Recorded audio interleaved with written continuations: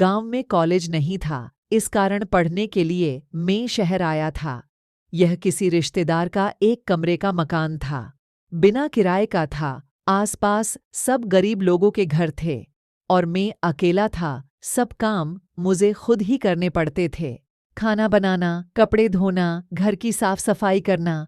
कुछ दिन बाद एक गरीब लड़की अपने छोटे भाई के साथ मेरे घर पर आई। आते ही सवाल किया, तुम मेरे भाई को ट्यूशन करा सकते हो क्या? मैंने कुछ देर सोचा, फिर कहा, नहीं। उसने कहा, क्यों? मैंने कहा, टाइम नहीं है, मेरी पढ़ाई डिस्टर्ब होगी। उसने कहा, बदले में मैं तुम्हारा खाना बना दूंगी। शायद उसे पता था कि मैं खाना खुद पकाता हूँ। मैंने कोई जवाब नहीं दिया तो वह और लालच देकर बोली, बर्तन भी साफ कर दूंगी। अब मुझे भी लालच आ ही गया। मैंने कहा, कपड़े भी धो दो तो पढ़ा दूंगा। वो मान गई। इस तरह से उसका रोज घर में आना जाना होने लगा। वो काम करती रहती और मैं उसके भाई को पढ़ा रहा होता। ज्यादा बात नहीं होती। उसका भाई 8वीं कक्षा में था, खूब होशियार था। इस कारण ज्यादा माथापच्ची नहीं करनी पड़ती थी।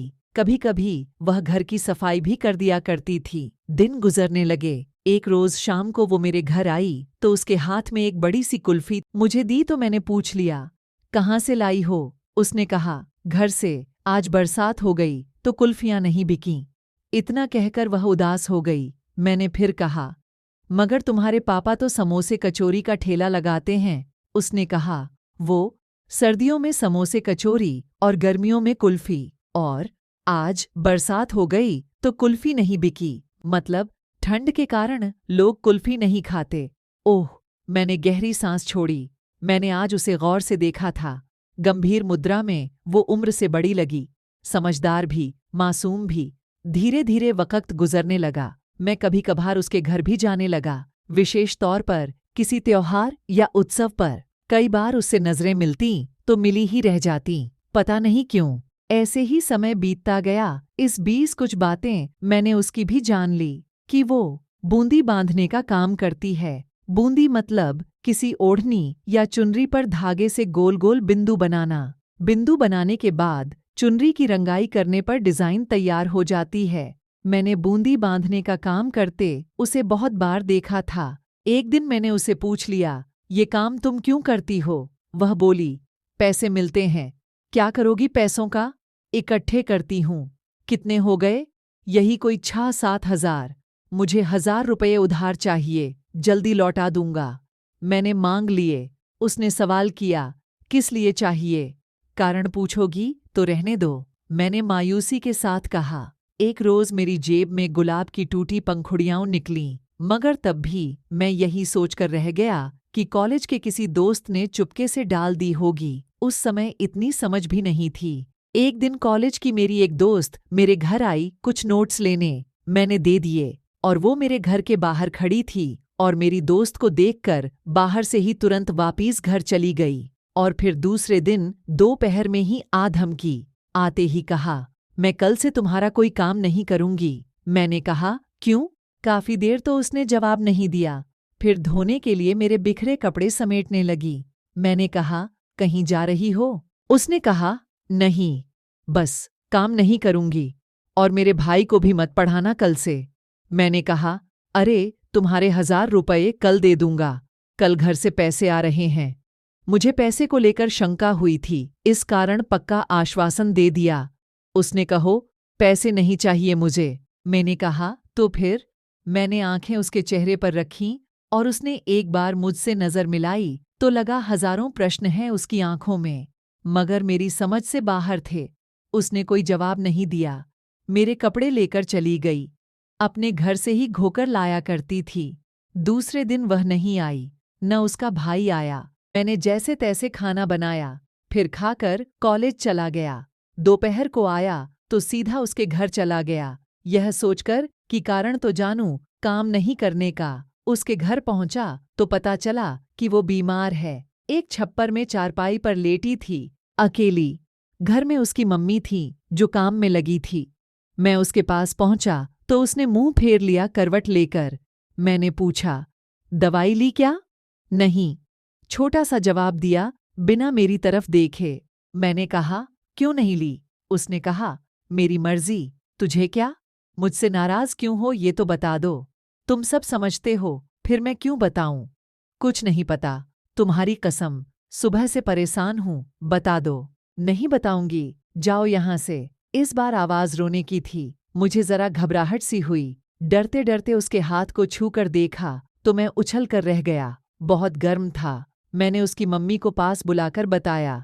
फिर हम दोनों उसे हॉस्पिटल ले गए। डॉक्टर ने दवा दी और एडमिट कर लिया। कुछ जांच वगैरह होनी थी, क्योंकि शहर में 1-2 डेंगू के मामले आ चुके थे। मुझे अब चिंता सी होने लगी थी। उसकी माँ घर चली गई उसके पापा को बुलाने। मैं उसके पास अकेला था। बुखार जरा कम हो गया था। वह गुमसुम सी लेटी थी, दीवार को घुर रही थी एकटक। मैंने उसके चेहरे को सहलाया तो उसकी आंखों में आंसू आ गए और मेरे भी। मैंने भरे गले से पूछा, बताओगी नहीं?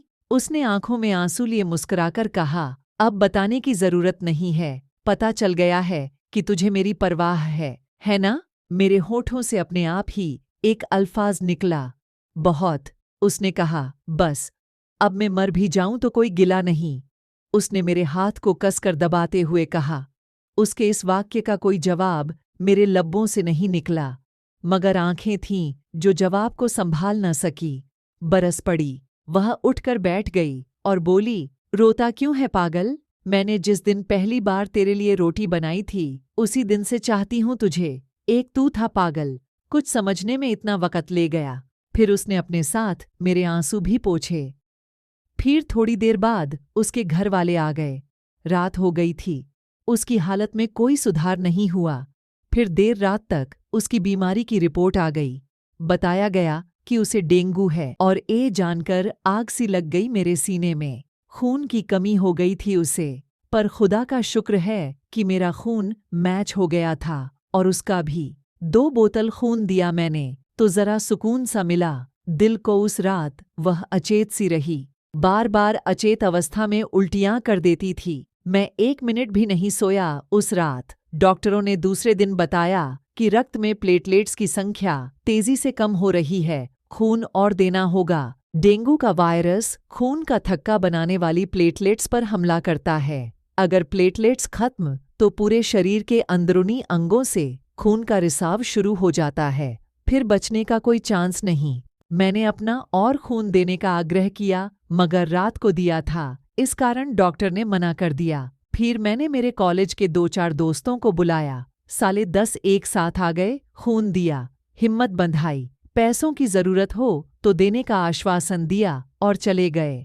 उस वक़्त पता चला दोस्त होना भी कितना जरूरी है। पैसों की कमी नहीं थी, घर से आ गए थे।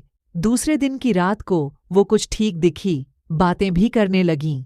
रात को सब सोए थे, मैं उसके पास बैठा जाग रहा था। उसने कहा, कुछ समझे थे? नहीं।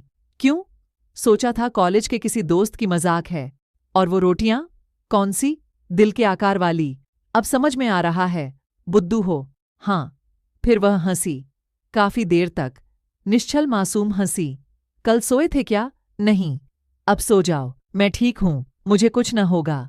सचमुच नींद आ रही थी, मगर मैं सोया नहीं। मगर वह सो गई। फिर घंटे भर बाद वापस जाग गई। मैं ऊँघ रहा था।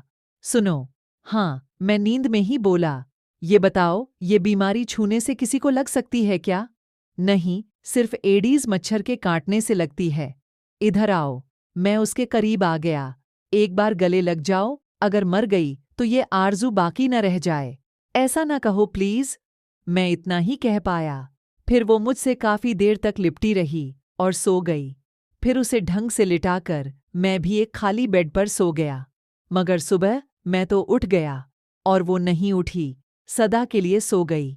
मैंने उसे जगाने की बहुत कोशिश की थी, पर आंखें न खोली उसने। वो इस संसार को और मुझे छोड़कर इस दुनिया से जा चुकी थी, मुझे रोता बिलखता छोड़कर। अगर कहानी पसंद आए तो शेयर और कमेंट जरूर करें।